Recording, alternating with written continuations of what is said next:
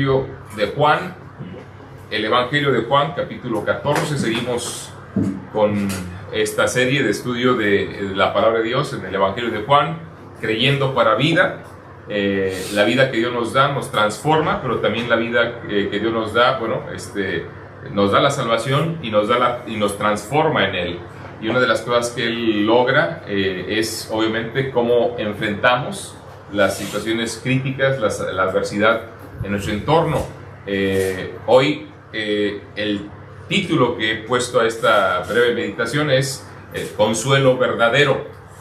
Consuelo verdadero. En Juan capítulo 14 es de verdad, yo creo que uno de los capítulos del Evangelio de Juan a los cuales más hacemos referencia, tal vez solo después del capítulo 3, versículo 16, particularmente mencionando el encuentro de Nicodemo con el Señor Jesucristo y esa porción de Juan 3:16 que va concluyendo y va cerrando lo que el Señor le estuvo enseñando esa noche a Nicodemo. Pero yo creo que si no es igualmente, es el segundo en mención, Juan capítulo 14. Y empieza el Señor Jesucristo esta sección dirigiéndose a los apóstoles, y le reitero que el contexto histórico de este momento, de esta situación, es cuando Cristo estaba instruyendo en sus últimas palabras a los apóstoles. Les estaba diciendo y preparando, diciendo las últimas instrucciones y preparando para lo que vendría de inmediato esa misma noche. El Señor sería traicionado por el Iscariote, el Señor sería llevado al pretorio, primero al templo, primero al Sanedrín, primero ante los líderes religiosos de Israel, para después ser entregado a Pilato y sufrir 6 juicios falsos durante esta noche, 3 con los judíos y 3 con los gentiles. Y se lo estaban mandando el uno al otro porque en general, pues sobre todo los romanos no querían asumir esa responsabilidad, que finalmente Pilato, pues bueno, por eso sabemos la historia, ¿no? Que se lava las manos y echa sobre la cabeza de los hijos de Israel la responsabilidad de la decisión de crucificar al Señor. Siempre me ha llamado la atención que en ese momento los judíos dijeron y aceptaron el hecho de que sería la responsabilidad de ellos en torno a la decisión de crucificar al Señor. Y recuerdo que tiempo después, cuando Pedro está predicando con el apóstol Juan, ahí en Hechos capítulo 5, les reprochan a ellos de que querían echarles sobre ellos la muerte de este hombre, la sangre de este hombre, y simple y sencillamente, haciendo referencia a lo que le dijeron a Pilato, dijeron no solamente sobre ellos, sino sobre sus hijos, fuera la responsabilidad de la muerte de Cristo. Entonces se les había olvidado muy pronto, muy rápido, que ellos habían asumido esa responsabilidad y ahora no lo querían reconocer cuando Pedro y Juan estaban predicando el Evangelio de Cristo y la resurrección del mismo, desde luego que es el tema total del Evangelio, no solamente su muerte por nuestros pecados, su sepultura por nuestros pecados y su resurrección como victoria sobre el pecado y para la esperanza del hombre. Pero vamos a Juan 14, aquí tengo la escritura abierta para dar lectura al menos a los primeros 7 versículos. Siempre uno tiene tentación de seguir leyendo, pero vamos a dejarlo hasta el versículo 7 en esta mañana al menos, porque hay mucho que analizar de esto, y si no, pues hay más temáticas que van brotando y entonces quedan muy sueltas todas ellas. El Señor Jesucristo, después de que le reiteró a Pedro que esa noche le negaría 3 veces, me llama la atención porque así termina el capítulo 13. Diciendo, Jesús le respondió: ¿tu vida pondrás por mí? De cierto te digo, no cantará el gallo sin que me hayas negado 3 veces. Ahora, normalmente ahí termina la escena y como que sentimos que ahí acabó la conversación y no pasó nada, ¿no? El Señor le aseguró a Pedro que esa noche le traicionaría. Sin embargo, no hacemos justicia a la Escritura al no seguir leyendo, porque inmediatamente después de decirle al apóstol Pedro, no cantará el gallo sin que me hayas negado 3 veces, le dice, no se turbe vuestro corazón. Y eso es algo que cometemos este error habitualmente. ¿Por qué? Porque como la Biblia está dividida en capítulos y versículos, solemos también en pensamiento deslindar una porción de otra, y a veces nos perdemos del contexto inmediato de lo que estamos leyendo cuando estamos viendo una información que el Señor, de una manera importante, la verdad relevante, remarcable, está instruyendo a los apóstoles, en este caso al apóstol Pedro, indicándole que iba a cometer lo que juzgaríamos como atrocidad, negar al Señor, negarle 3 veces, y como que lo dejamos ahí. Pero inmediatamente el Señor Jesucristo le dice: no se turbe vuestro corazón. Claro, no solo el de Pedro, no estaba diciéndolo solo por Pedro, sino por todos, porque esa declaración, piensa el impacto que tendrían los apóstoles en aquella noche. Pedro era el líder, el apóstol Pedro era el que marcaba la batuta, el que marcaba el ritmo en torno a los otros 11 apóstoles, y Cristo está diciéndole: tú me vas a negar 3 veces. Entonces es natural que si el líder iba a negar al Señor aquella madrugada 3 veces, ¿dónde iban a estar los otros 11? ¿Dónde iban a quedar los otros 11? El líder estaría cayendo, ¿y los otros 11? Bueno, para empezar, uno le traicionaría. Uno sería el que como ya les había anticipado versículos antes, uno es el que le entregaría, Judas el Iscariote. Pero no solamente es que el Iscariote le entregaría, sino que Pedro le negaría. ¿Es posible que hubieran pensado que Pedro sería el traidor? Imagínense, otra vez pongámonos en el contexto. El capítulo 13 dice: de cierto les digo que uno de vosotros me va a entregar.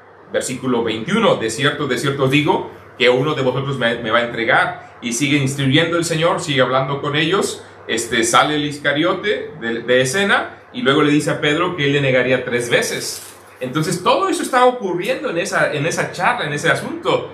¿Era factible que los demás pensaran que Pedro era el traidor? Me parece que sí. Sin embargo, las palabras siguientes son sobresalientes. Después de decir todo esto, que era una conmoción general, dice el Señor: no se turbe vuestro corazón. ¿Y cómo no ha de turbarse nuestro corazón si va a pasar semejantes problemas? Si nuestro principal líder después de ti te va a negar, y es probable por lo que nos estás comentando, es que él mismo sea el traidor. No entendieron que el Iscariote lo sería, lo entendieron después, pero bien pudieron haber en su mente ya crucificado a Pedro pensando: este es el traidor. Bien pudieron, pero independientemente de lo que hayan pensado, las palabras inmediatas de Cristo van orientadas a traer paz, traer consuelo. Ahora, humanamente hablando, sabiendo Cristo, porque él mismo lo dice en el capítulo 13, versículo 31, ahora es glorificado el Hijo del Hombre y Dios es glorificado en él. Entonces ya Cristo les estaba diciendo claramente que iba a morir. Versículo 33, aún estaré con vosotros un poco, me buscaréis, pero como dije a los judíos, así os digo ahora a vosotros: a donde yo voy, vosotros no podéis ir. Ya estaba diciéndoles que tendría que morir. Humanamente hablando, ¿quién requeriría consuelo o más consuelo en esa hora? El Señor Jesucristo. Es más, cuando salen a Getsemaní, ya habían salido del lugar de la cena, ya iban rumbo a Getsemaní, donde el Señor oraría. Les dice a los apóstoles: rogad conmigo, velad conmigo. Y él se va un poquito más allá y ora, y regresa, ¿y cómo los encuentra? Durmiendo. Y luego le dice: ¿no habéis podido velar conmigo al menos 1 hora? Y así lo hizo, dice la Escritura, por 3 ocasiones, en 3 ocasiones. Si alguien requería consuelo en aquel momento, fortaleza, era el Señor. Lo que estaría enfrentando es algo terrible, algo que humanamente hablando no lo podemos de verdad asimilar por completo. Entendemos algo del sufrimiento físico que el Señor padeció, pero el sufrimiento de Cristo no fue solamente en términos físicos, que ya fueron demasiados, son brutales los padecimientos del Señor.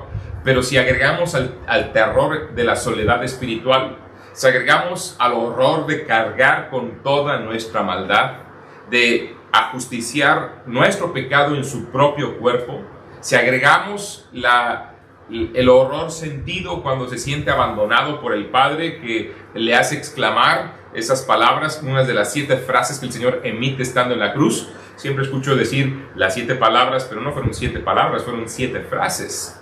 Una de ellas fue: Padre, perdónalos porque no saben lo que hacen. Otra de ellas fue, Hijo, he aquí tu madre, madre, he ahí tu hijo. Otra de ellas fue, tengo sed. Otra de ellas fue, Elí, Elí, lama sabactani, Dios mío, ¿por qué me has desamparado? Otra de ellas fue, de cierto os digo que hoy estarás conmigo en el paraíso. Y la última, consumado es. Entonces vemos frases, siempre dicen las 7 palabras, las 7 frases del Señor. Pero una de las que él mencionó una de las que pronunció, fue esa que subraya el horror de estar en la cruz, separado momentáneamente en un instante de la eternidad del Padre mismo, cuando Él llevaba nuestros pecados, cuando Él sufría nuestro castigo, cuando Él estaba siendo ajusticiado, cuando la justicia del Padre estaba cayendo implacable sobre el santo cuerpo de Cristo, porque ese santo cuerpo, el que no conoció pecado por nosotros, lo hizo pecado para que fuésemos hechos justicia de Dios en Él, según a los Corintios 5:21. Entonces, si alguien requería consuelo era Él, pero si alguien que podía dar consuelo era también Él. Y por eso las palabras, no se turbe vuestro corazón. Este capítulo de alguna forma nos marca la promesa de Cristo como el elegido para brindar consuelo al creyente. No solamente en cuestiones a su venida futura, sino también en el tiempo presente, porque en este capítulo Él nos promete la venida del Espíritu Santo como el gran consolador, aquel que tomaría su lugar para estar cerca de nosotros y en cualquier lugar. Ahora, por eso Cristo dijo, os conviene que me vaya, porque en un sentido, cuando Cristo estaba ministrando físicamente, Él decidió limitarse al tabernáculo de su cuerpo, como Jesús de Nazaret. Entonces, siendo Dios, podía saber todo lo que ocurría, pero su presencia para estar con nosotros real, permanente, en todo instante, era en la persona del Espíritu Santo. Y el Señor promete ello. Esta escena, desde luego, se desarrolla cuando salen, como dice el Señor Jesucristo, del aposento alto, porque dice el versículo 31 del capítulo 13, entonces cuando hubo salido, dijo Jesús, ahora es glorificado. Salieron después de cuando salió el Iscariote, seguían en el aposento alto y seguían hablando ellos antes de salir a Getsemaní, que fue después de que cantaron el himno y se dirigieron a Getsemaní. El que salió fue el Iscariote. Dice la Escritura, cuando él pues hubo tomado el bocado, luego salió y era ya de noche. Entonces cuando hubo salido, el Iscariote, fue cuando Cristo empezó a dar estas instrucciones. Es interesante que Cristo no habló de ello cuando el Iscariote estaba. Habló de su glorificación ya sin estar el Iscariote. Habló de amarse los unos a los otros como Él nos había amado, que eso manifestaría claramente que somos discípulos de Cristo cuando no estaba ya el Iscariote. Habló de la traición de Pedro, hablando de su traición, negándole 3 veces cuando no estaba ya el Iscariote, y empezó a hablarles de la paz que Él quería darles, ya no estando el Iscariote. No se turbe vuestro corazón, tened mi paz. ¿Y cómo lo iba a lograr el Señor?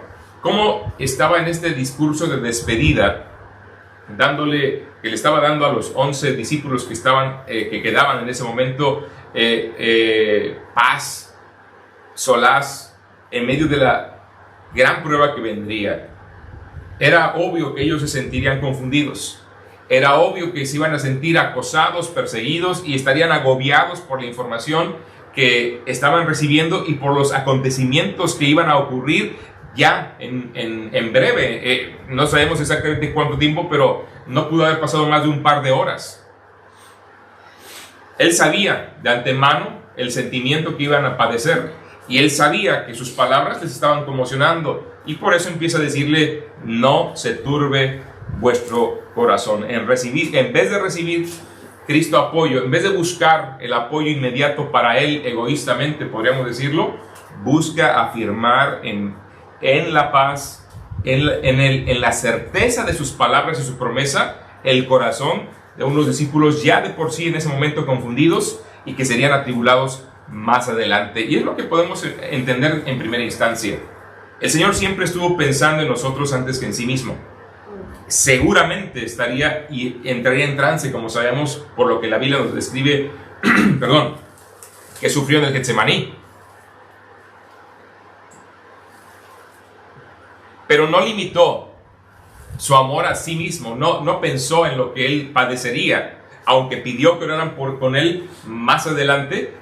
Antes de ello, él estaba velando por el corazón de sus discípulos. Él estaba intentando afirmarlos, él estaba intentando hacerles ver que las cosas que acontecerían serían difíciles, pero no deberían permitir que esas circunstancias llegaran a trastornarles de tal manera que se extraviaran en lo que sucedería, sino que su corazón podría estar en paz. No se turbe vuestro corazón.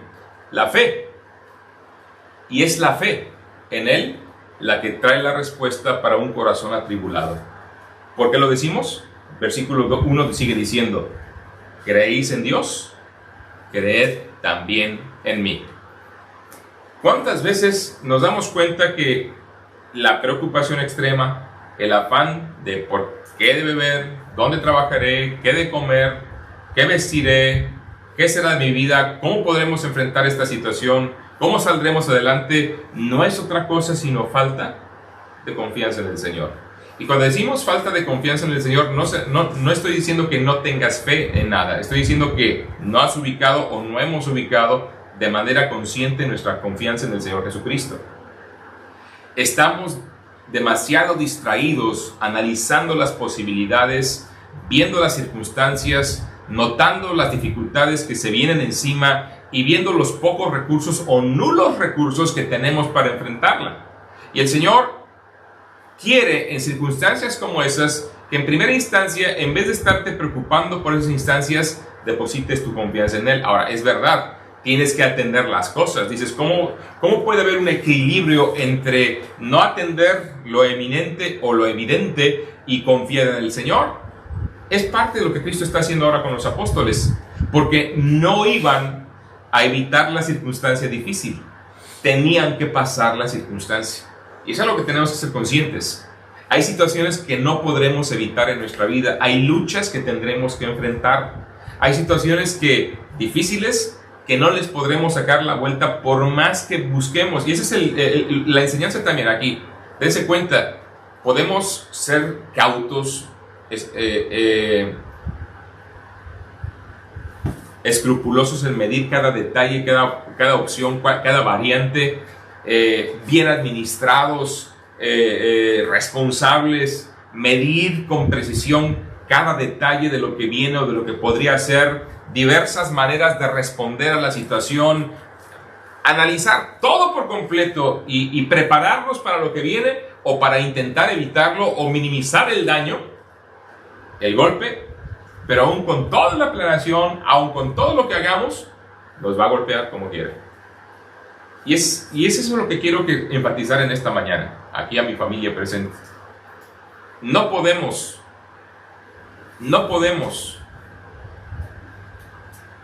estar 100% preparados ni saber exactamente cómo vamos a enfrentar nosotros solos las circunstancias que nos vengan adelante.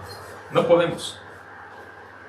Por más que ahorremos dinero, por más que busquemos estrategias, por más que seamos administrados en los gastos presentes, por más que cuidemos nuestra salud, no podemos evitar lo que Dios sabe que tendremos que pasar. El problema no es evitar lo que pasaremos. El problema no es estar totalmente preparados para enfrentarlo. El problema está en si le creemos a Dios, le seguiremos creyendo y seguiremos dependiendo en Él. Esa es la cuestión que está en juego aquí. No es un asunto de capacidad nuestra, porque nuestra capacidad no nos va a permitir librarnos del problema. El problema llegará. Nuestra capacidad no nos va a dar los elementos para superar el problema nos puede aplastar como quiera. El tema es: ¿creéis en Dios? Creamos también en Jesús, quien es Dios. Que le confiemos a Él. El problema es un asunto de fe. Jesús tuvo que confrontar a sus discípulos en el ámbito espiritual en ese instante, en el ámbito emocional. Les está diciendo directamente: lo que va a pasar esta noche va a ser terrible, uno me va a traicionar, voy a morir. Y Pedro, líder, me vas a negar 3 veces antes que el gallo cante. Es una prueba, es una confrontación espiritual directamente de su respuesta a las situaciones que vendrían. Y en el contexto les dice: pero no te turbes, porque ya estaban seguramente agitándose en su corazón. No se turbe vuestro corazón. Que tu fe se ancle segura en lo que sabes quién es Dios y en mi propia persona. Así como crees en Dios, cree también en mí. Y esa manera de expresarlo era simple y sencillamente una manifestación clara de declararles: yo mismo soy Dios. O sea, yo veo que crees en Dios, yo sé que crees en Dios. Bueno, de esa misma manera, con esa misma profundidad, con esa misma determinación, y es que todavía se reconectó apenas, se ha desconectado esto, con esa misma determinación, con esa misma fidelidad, con esa misma profundidad, crean también en mí, porque yo mismo también soy Dios. Cristo no se atrevería a decir, Jesús de Nazaret no se hubiera atrevido a decir: como creéis en Dios, crean en mí, si Él no hubiera sido Dios. Hay que reconocer también esto. No hubiera sido una blasfemia. Era lo mismo que el diablo decía: pondré mi trono al lado del Altísimo y seré semejante a Dios. Ese fue su pecado de Satanás, de Lucero. Pero aquí Cristo no está cometiendo ningún pecado, porque Él mismo es Dios, haciéndose igual a Dios y pidiéndoles que de la misma forma que creen en Dios el Padre, crean también en Él. Y ese es, digámoslo así, el punto clave de nuestra vida para poder enfrentar cualquier situación que venga, que nos turba, que nos turbará o que hoy nos está inquietando. Creerle a Dios, creer que su plan es perfecto, creer que su manera de tratar con nosotros es perfecta y justa, reconocer su justicia, reconocer su misericordia y de verdad admirar la santidad de nuestro Dios. Cuando tú le conoces en su propia naturaleza, no que te hagas la imagen que tú te quieres hacer de Dios, eso es más, Dios espera que lo rechacemos, que no nos hagamos una imagen conveniente de Él o que nos hagamos ideas de lo que es Él, sino que veamos cómo la Biblia lo revela a Él mismo, cómo Él se revela y creamos en el Dios que se revela en la Escritura tal como Él se revela en la Escritura, que Él es justo, verdaderamente justo, que su justicia es una perfección absoluta y que toda injusticia, toda transgresión de esa justicia es pecado. Y Él es perfectamente justo y quiere que andemos en esa justicia, pero que Él es perfectamente amoroso con nosotros también, porque decidió diseñar un plan para que satisfacieran sus demandas justas del pecado, que es la muerte por el pecado, es la condenación total del pecado. Y como tú y yo no podíamos pagarla, Él desarrolló un plan para satisfacer esas demandas en Cristo Jesús. Muere por nuestro pecado para manifestar su amor y vestirnos con su santidad de tal manera y justificarnos de tal manera que podamos estar con Él por la eternidad. Cuando tú conoces de esa manera a Dios y le crees, tu corazón puede estar en paz. Paz con Él y paz de Él. Versículo 27 del capítulo 14. La paz os dejo, mi paz os doy. Yo no os la doy como el mundo la da. Y una vez más dice: no se turbe vuestro corazón, pero ahora agrega: ni tenga miedo. Entonces, el Señor claramente está apelando, el Señor claramente está confrontando espiritual y emocionalmente a los apóstoles, pero también les está dando la respuesta, les está dando la salida, les está dando el elemento que va a traer a ellos verdadera paz. Primero son sus palabras y su promesa. Primero es su propia persona, la cual se presenta como el Dios Todopoderoso en quien pueden confiar. Y segundo, les habla del que les daría la paz, una paz genuina, una paz no comparable con nada que el ser humano haya adquirido en todo el mundo, una paz que proviene con la presencia del Espíritu Santo en nuestras vidas. Versículo 26, mas el Consolador, el Espíritu Santo, a quien el Padre enviará en mi nombre, Él os enseñará todas las cosas y os recordará todo lo que yo os he dicho. La paz os dejo, mi paz os doy. Yo no la doy como el mundo la da. Después analizaremos más profundamente esta declaración del Señor, pero valga ahora para recordarnos que era la forma en la cual Cristo está asegurando, afirmando el corazón de unos apóstoles turbados por las declaraciones de Cristo de aquella noche. Declaraciones que sorprenderían a cualquiera, desde luego. Traición de Judas, muerte del Señor, su glorificación y aún negación del líder, el apóstol Pedro. Y le dice: no se turbe vuestro corazón. ¿Creéis en Dios? Creed también en mí. Y luego da un paso más allá y amplía las razones para no tener angustia en esta vida. En la casa de mi Padre muchas moradas hay. Si así no fuera, yo os lo hubiera dicho. Voy pues a preparar lugar para vosotros. Ahora, ese versículo 2 muchas veces ha sido, de una manera metafórica, muy mal interpretado, muy mal aplicado, más bien no interpretado. Hay himnos, hay cánticos que yo sé que expresan lo grandioso que será el cielo, pero a veces tomamos esa porción de las moradas eternas, por ejemplo, refiriéndonos a ellas como grandes mansiones. Y cuando tenemos un concepto de una gran mansión, ¿en qué pensamos? Materialismo. Bueno, materialismo sí, pero describamos una gran mansión nosotros. Un gran espacio para ti. Un gran espacio para ti, Con o sea, lujos. con lujos, ¿verdad? Comodidades. Una mansión, pues imagínate, llegas a una sala grandiosa, unas recámaras fastuosos, si estoy bien, a lo mejor estoy diciéndolo mal. Bueno, impresionante, vamos a decirlo así, ¿no? Todo lujo, todo comodidad, todo perfección, pero mansión tiene la idea de algo grandioso. Ahora, esas son nuestras ideas, pero eso no es lo que dice la Biblia. Uy, aquí vamos con problemas ya, ¿verdad? Eso no es lo que dice la Biblia. ¿Qué dice la Escritura? Interesante que el término moradas literalmente es habitaciones. Literalmente podría ser el equivalente tal vez a un apartamento. Tal vez, ¿verdad? En términos modernos, como dice un comentarista. Pero, ¿sabes qué es lo que hace grande a estas habitaciones?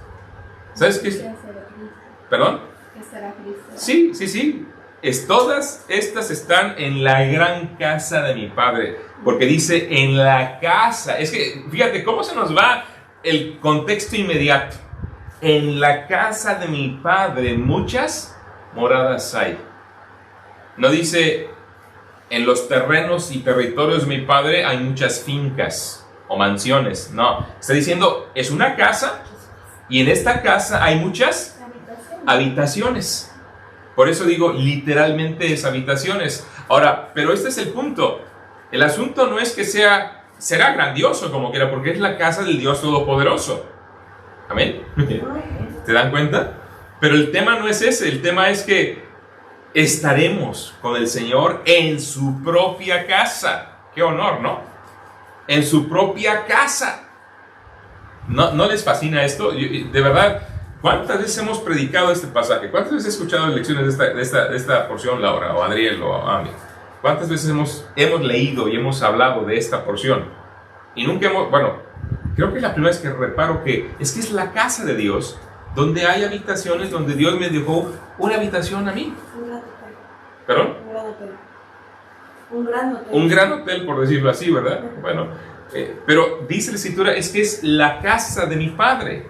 Y en esa casa hay muchas moradas. Tal vez por nuestro uso diferente del término morada es que nos hemos distraído pensando, es una morada, ¿no? Pero es que Cristo está hablando de la casa de su Padre. Y dentro de su casa hay una morada, hay una habitación para mí. Porque el asunto es que viviré por la eternidad con mi Padre Celestial. Y qué glorioso es eso. Hemos tenido el privilegio de ser hospedados por hermanos en diferentes partes del mundo, podemos decir ahora, ¿no? Por diferentes lugares que hemos estado. Aquí en España, en México, obviamente. La hospitalidad del mexicano es ejemplar siempre, y hay que decirlo. Pero también es verdad que la hospitalidad del Hijo de Dios tiene el plus ultra, ¿verdad? Directamente. Y hemos estado en hogares de hermanos de verdad preciosos. Y cuando llegamos a esos hogares y nos tratan de la manera que nos tratan, ¿cómo nos sentimos? Que ya no quiero volver ahí, ¿verdad? No, queremos regresar. Agradecemos por esa generosidad tan amplia, con esa hospitalidad tan genuina, por esa preocupación de que nos sintamos cómodos, que tengamos lo necesario, que disfrutemos el momento. Bueno, estaremos no de visita, estaremos viviendo de manera permanente en la casa de Dios, en la casa de mi Padre. Y dice el Señor, muchas moradas hay. Si así no fuera, yo os lo hubiera dicho, voy pues a preparar lugar para vosotros. Mira, son mis invitados permanentes. Ahí estarán conmigo. Y Cristo quería asegurar el corazón de los apóstoles diciéndoles, yo les voy a preparar lugar. Si me fuere, yo les voy a preparar lugar. Así que, si no hubiera lugar, ya les hubiera dicho. Como diciendo, búsquenlo por otro lado, ¿no? No pueden llegar a mi casa. No, el Señor dice, en la casa de mi Padre hay lugar para ti. Hay habitación para ti. Estarás seguro ahí. Así que no se turbe tu corazón. Tienes una habitación en la misma casa de Dios, según lo que Cristo está diciendo. Y luego dice el versículo 3. Ayúdenme a leerlo. ¿Lo tienen ahí? Versículo 3. Dice, y si me fuere y os prepararé el lugar, vendré otra vez y os tomaré a mí mismo, para que donde yo estoy, vosotros también estéis. Esta es una de las menciones más claras, más directas en función al retorno glorioso de Cristo a la primera etapa de su segunda venida. Cristo vendrá otra vez. Vendré otra vez. Él ya se fue. Él ya está en la gloria.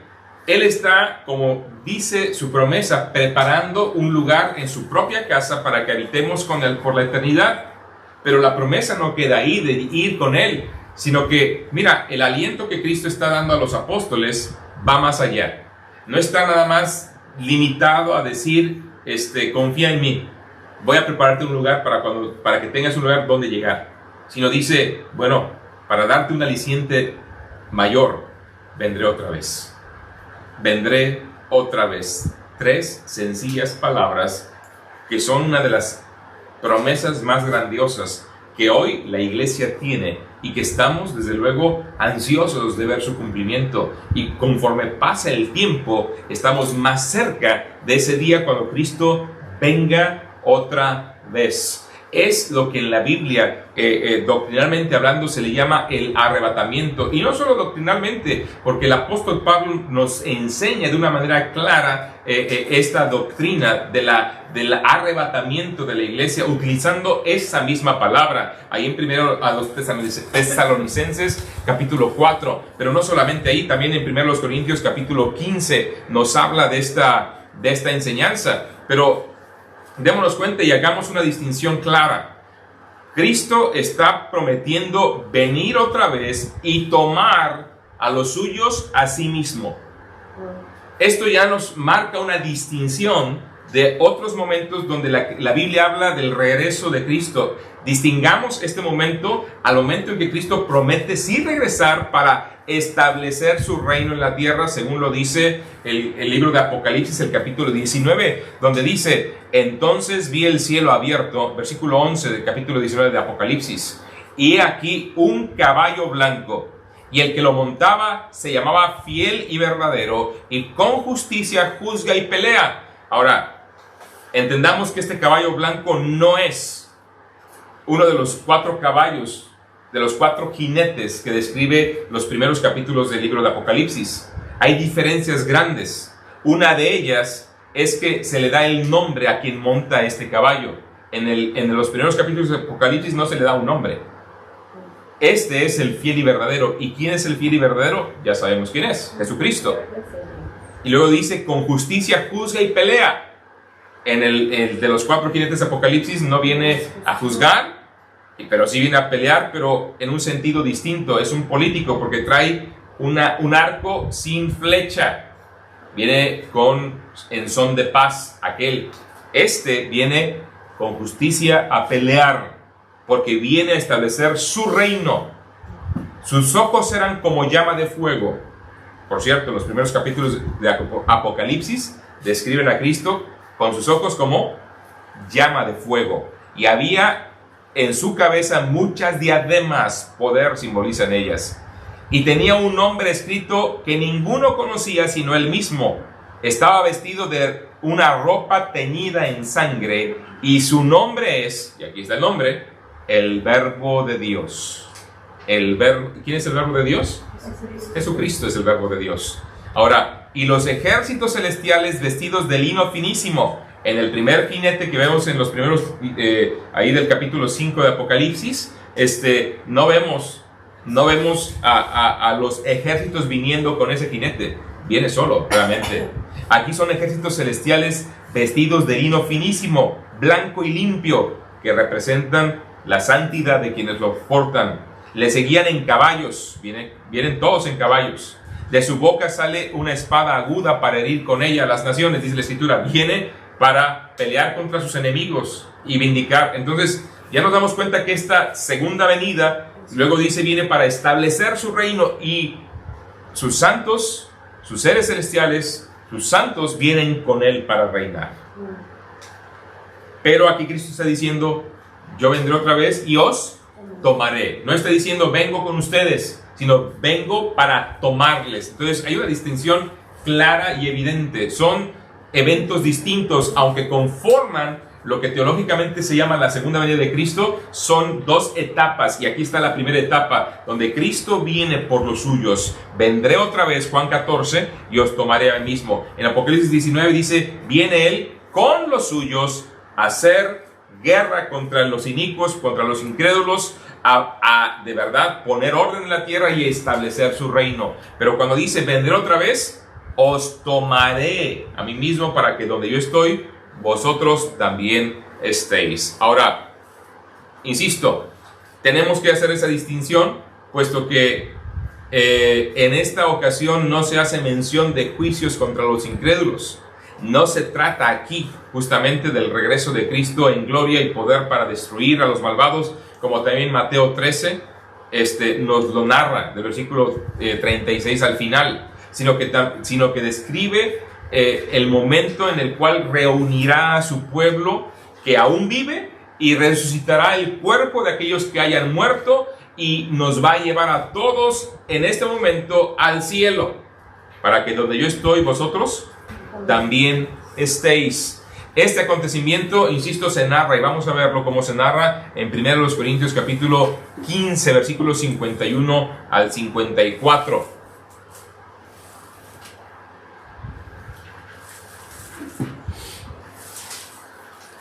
1 Corintios 15, 51 al 54.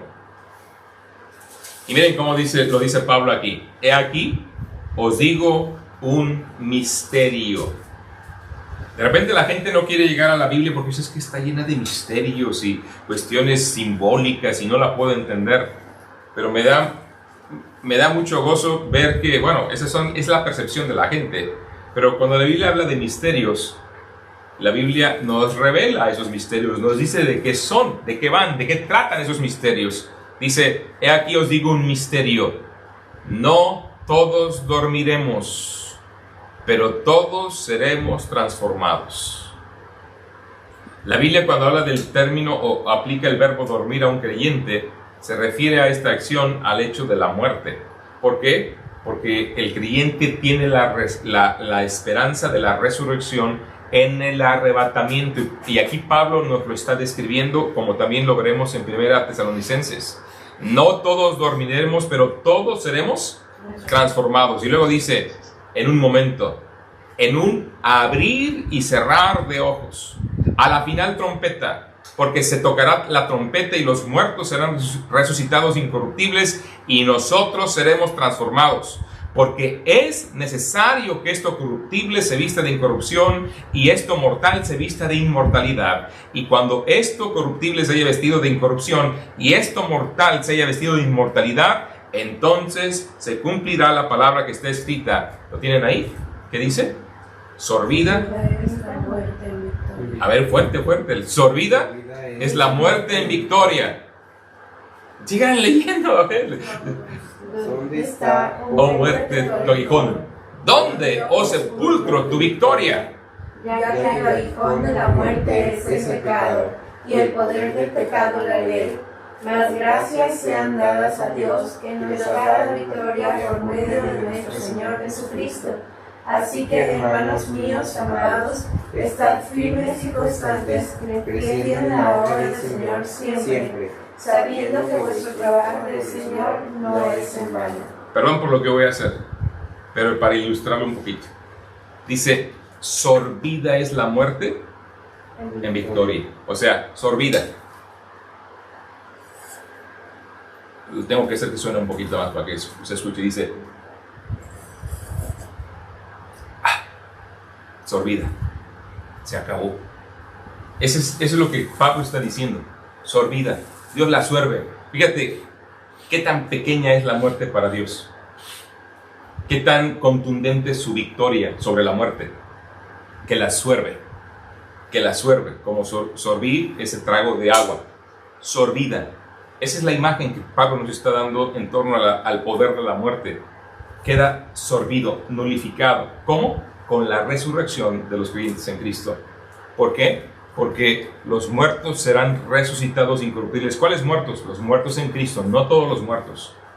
Solo los muertos en Cristo. Lo veremos cómo lo enfatiza Pablo en primera a los tesalonicenses, pero dice, no todos dormiremos, no todos moriremos, pero todos seremos transformados. Este cuerpo corruptible, este cuerpo pecaminoso, este cuerpo que se está deteriorando físicamente también por causa del pecado, será transformado, porque este cuerpo no puede heredar la gloria.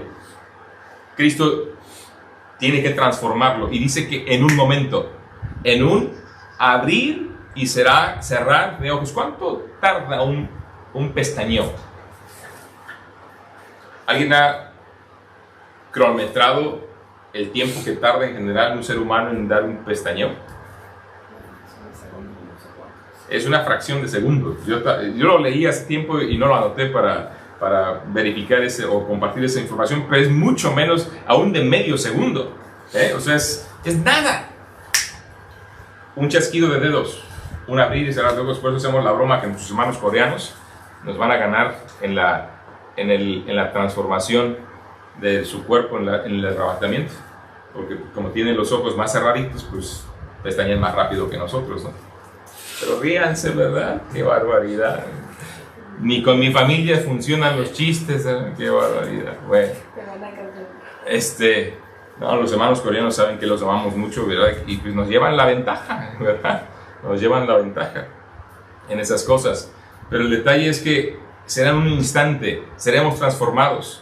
Y luego la gente de los nuestros, de los creyentes que hayan muerto antes que nosotros, tocándoles el arrebatamiento, Cristo no los dejará ahí. Ahora, no es que estén ahí en el sepulcro, ahí está el cuerpo. Su alma y su espíritu está con el Señor. Y ellos en ese instante serán fusionados nuevamente con su cuerpo, pero ahora el cuerpo glorificado, el cuerpo con características gloriosas. En la glorificación de este cuerpo ya no habrá dolor, ya no habrá enfermedad, ya no habrá hambre, sueño, cansancio, ya será un cuerpo glorificado. Y fíjense cómo el Señor está yendo digámoslo así, en un crescendo en función a la fe y a las cosas que deberían traer gozo y ánimo en nuestras vidas enfrentando las circunstancias adversas. No se turbe vuestro corazón. Primero que nada, cree en Dios, cree en mí. Segundo, hay un lugar para ti en mi propia casa. Vas a ser mi invitado permanente especial. Pero aún, por si fuera poco, no te preocupes. El asunto está en que puede ser que tú estés con la esperanza en llegar, pero déjame decirte que tengo plan de volver antes. Entonces vendré, y si vengo para llevarte para que tú estés conmigo. Entonces, ¿se dan cuenta de la progresión? Cree en mí, voy a preparar un lugar para que vivas conmigo en la casa del mismo Padre, y bueno, y si me fuere, te doy la promesa, yo regreso por ti. Así que no te sientas abandonado, no te sientas desolado, siéntete con esperanza, siéntete con esa convicción de que mi promesa es segura y vendré por ti para que donde yo estoy, tú también estés. Entonces, recapitulando, y bueno, yendo a leer por último en 1 Corintios capítulo 14, para ver esta descripción y cómo Pablo claramente está hablando de que aquellos que resucitarán, los muertos, no son todos los muertos, sino son los muertos en Cristo. Pablo está diciendo a los tesalonicenses: tampoco queremos, hermanos, que ignoréis acerca de los que duermen. En el capítulo 15 de 1 Corintios dice: no todos dormiremos. Pero dice, no quiero que ignores en este capítulo de 1 Tesalonicenses 4, no ignores acerca de los que duermen. Y ahorita veremos quiénes son. Para que no os entristezcáis como los otros que no tienen esperanza. Ahora, ¿tú te entristeces por alguien que se va a dormir en la noche? Es obvio que Pablo no está hablando del dormir del sueño. Es obvio que el apóstol Pablo no está hablando. Ahora, podríamos ir a otros pasajes, pero aquí mismo se entiende. ¿A qué se refiere Pablo? Primero, es obvio que no se refiere a ellos a cuando vamos a dormir en la noche. ¿Por qué? O que si te estás muy cansado, ¿verdad? Llegamos como hemos llegado de 3 campamentos, ¿verdad? De 3 semanas de campamento, claro, con su pequeño pausa entre uno y otro. Y estuvimos aquí por eso cada semana para tomar el estudio. Y llegamos cansados y a veces ¿qué hacemos? Pues descansamos. Entonces, y en parte de ese descanso no es solamente relajarte, sino a veces también dormirte, aunque no sea de noche todavía. ¿Y Pablo se refiere a esos que duermen? No. ¿Por qué lo sabemos? Primero, porque dice para que no te entristezcas, o no os entristezcáis, utilizando el castellano, ¿verdad? No os entristezcáis, no puedo decirlo yo bien, ¿verdad? Pero luego dice otro elemento que nos da luz. ¿A qué se refiere? Como los otros que no tienen esperanza. Entonces estamos hablando de un dormir más profundo, ¿verdad? Estamos hablando de un dormir más duradero. ¿De qué dormir estamos hablando? Lo dice claramente el versículo 14.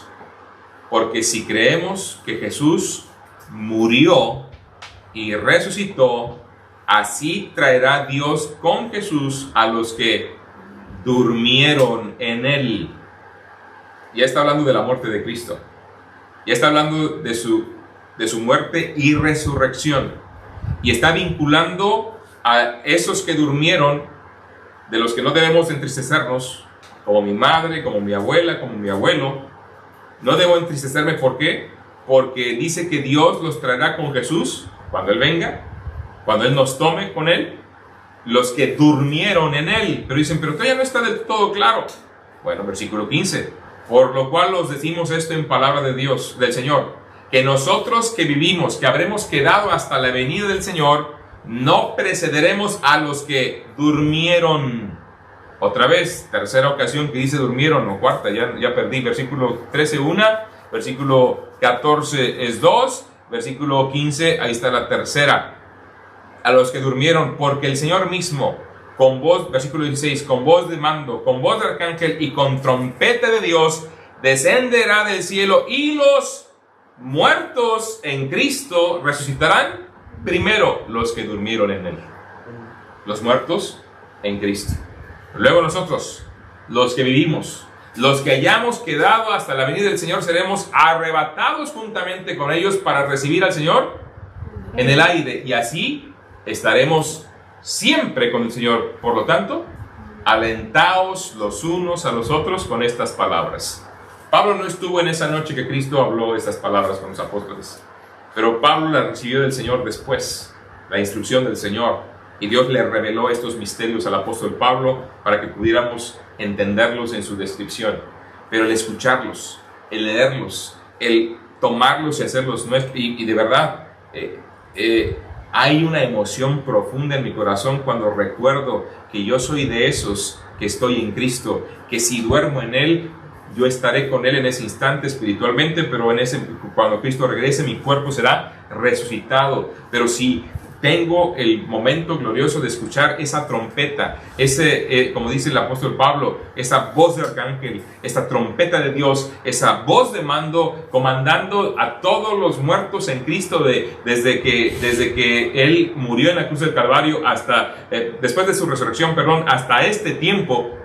Digo, tengo que decirlo así porque cuando Cristo murió, acuérdense que hubo santos que murieron, que resucitaron aquel mismo día. Entonces, hasta después de su resurrección, después de eso, a partir de ese momento, todos los que murieron en Él serán resucitados. Y si yo me adelanto, yo seré resucitado. Pero si no nos adelantamos, y es posible que nos toque en nuestra etapa de vida, escuchar esa voz de mando, escuchar esa voz de arcángel, escuchar esa trompeta de Dios, seremos transformados juntamente con ellos. Y eso no solamente es motivante, afirma mi fe en el Señor, me ayuda a enfrentar la vida entendiendo que estoy de paso, sabiendo que tengo un lugar, una habitación preciosa en la mejor casa, la casa de Dios, entendiendo quien lo dice es Dios mismo, quien promete que vendrá por mí y que me tomará para estar con Él. Y dice que por si acaso, ¿verdad? Me adelanto, me voy de una vez con Él, desde luego, para estar con Él de una manera segura. Pero si no, que no me preocupe, que este cuerpo tomará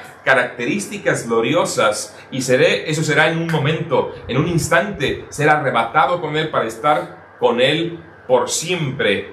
Y esto debe traer esperanza. Y por eso no debo entristecerme en circunstancias tan difíciles como despedir a alguien a quien amamos que cree en el Señor.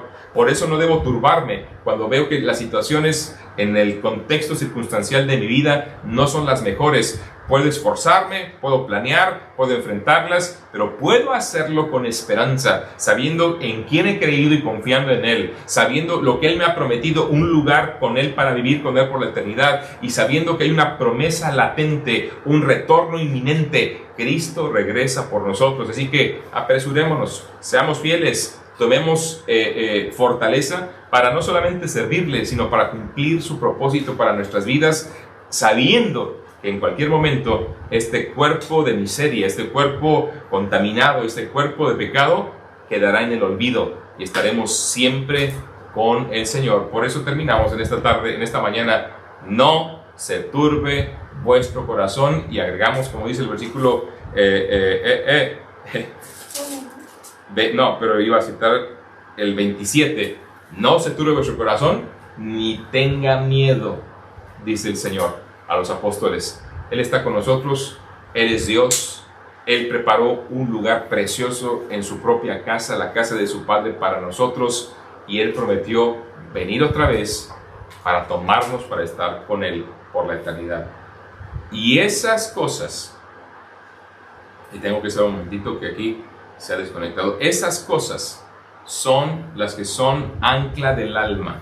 Esas promesas son las que nos ayudan a enfrentar lo que venga en esta tierra, sabiendo no solo que vamos de paso, sino que tenemos del Señor la victoria y el lugar eterno con Él. El lugar eterno con Él y la promesa de que Él vendrá a llevarnos con Él antes de que la ira de Dios se descargue con toda su furia contra la incredulidad del ser humano en este mundo. El Señor ha prometido eso, y saben, eso me anima para seguirle sirviendo con fidelidad y para enfrentar lo que tenga que enfrentar, sabiendo que es momentáneo, que es pasajero y que hay algo mucho mejor por delante esperándome. ¿Qué dicen? Podemos decir: mi corazón, sacude la turbación, hazte a un lado la preocupación, voy a llenarlo de la paz que da la certeza de que estoy con el Dios Todopoderoso, que me ha dado un lugar y que prometió regresar por mí. Amén. Vamos a agradecer a Dios, vamos a orar en esta mañana. Y gracias al Señor que podemos compartir estas verdades y animar a la gente que nos escucha no solo a conectarse, sino también a acompañarnos. Estaremos visitando los pueblos en el alrededor para recordarles que aquí tienen su casa, para que este estudio bíblico familiar pueda también ser suyo, no solo de manera